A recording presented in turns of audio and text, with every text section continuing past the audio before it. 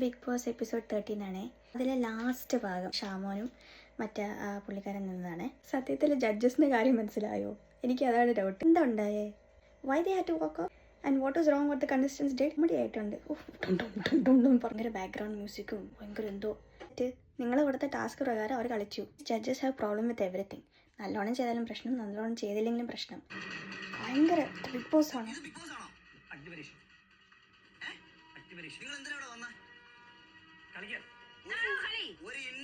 എന്താ കളിക്കുന്ന പ്രശ്നം?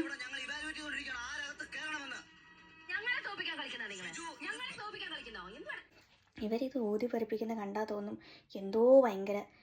ബിഗ് ബോസ് ആണ്. Take it easy. ഇവാലുവേറ്റ് ചെയ്തുകൊണ്ടിരിക്കുക. ജഡ്ജസിന് അഗൻസ്റ്റ് കളിക്കാന്ന് പറഞ്ഞു. അതങ്ങനെ ചെയ്തിട്ടുണ്ടെങ്കിൽ അത് അവർ ഒരു smart move.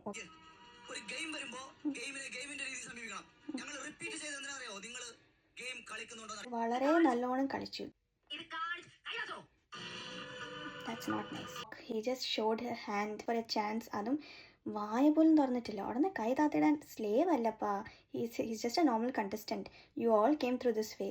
If someone spoke to you like that, will you be standing there? Next second രണ്ട് പറഞ്ഞ് തിരിച്ചു പോയേനെ. എന്താ സംഭവം? എന്തിനാണ് ഓവറാക്കുന്നത്? മനസ്സിലാവില്ല. ഈ ജഡ്ജസിന് ഒരു പവർ കൊടുത്തിട്ട് അത് നല്ലോണം കൊണ്ടുപോയിക്കട്ടെ. എന്തിനാണ് ഈ മനുഷ്യരായിട്ട് വരിപ്പിക്കുന്നത്? ഇതാണ് കാണാൻ തോന്നാത്ത കേട്ടോ. ഞാൻ കഴിഞ്ഞ വീഡിയോ പറഞ്ഞു കാണാൻ തോന്നുന്നില്ല. ഞാൻ ഇതാ പറഞ്ഞേ.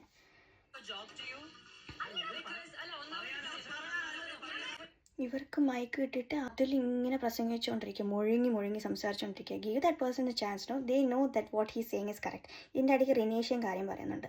സോ അപ്പോഴാണ് രഞ്ജിനി വാക്ക് ഓഫ് ചെയ്യുന്നത്. ഇങ്ങനെയാണ് എനിക്ക് പറ്റത്തില്ല. So they know contestant did is right, but they are not willing to here.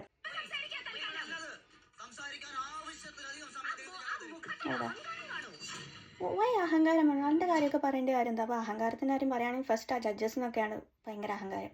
അത് കാരണം നമ്മൾ കാണാത്ത കുറേയൊക്കെ episode.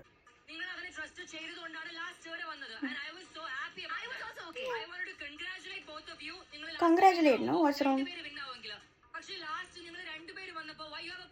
What problem he had?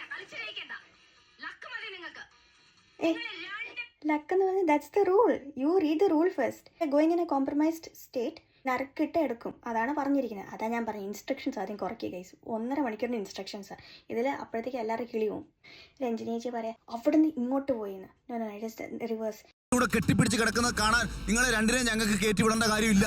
കെട്ടിപ്പിടിക്കാനാണോ big ബോസിൽ കയറുന്നത്? അതൊക്കെ ഭയങ്കര റൂഡ് വർത്താനാണ്, അഴുക്ക് വർത്താനം. എനിക്ക് മനസ്സിലാവാത്തത് ജഡ്ജസിന് മനസ്സിലായോ ഇല്ലയോ എന്നാണ് എനിക്ക് മനസ്സിലാവാത്തത്. അവർക്ക് മനസ്സിലായില്ല. അവർക്ക് എന്തോ സ്പൈസ് വേണം, അതുകൊണ്ട് കിടന്ന് കാട്ടിക്കൂട്ടിനാണ് ഗൈസ്. 3 ജഡ്ജസ് ഇറങ്ങിപ്പോയിട്ടുണ്ടെങ്കിൽ അതിൻ്റെ ഒരു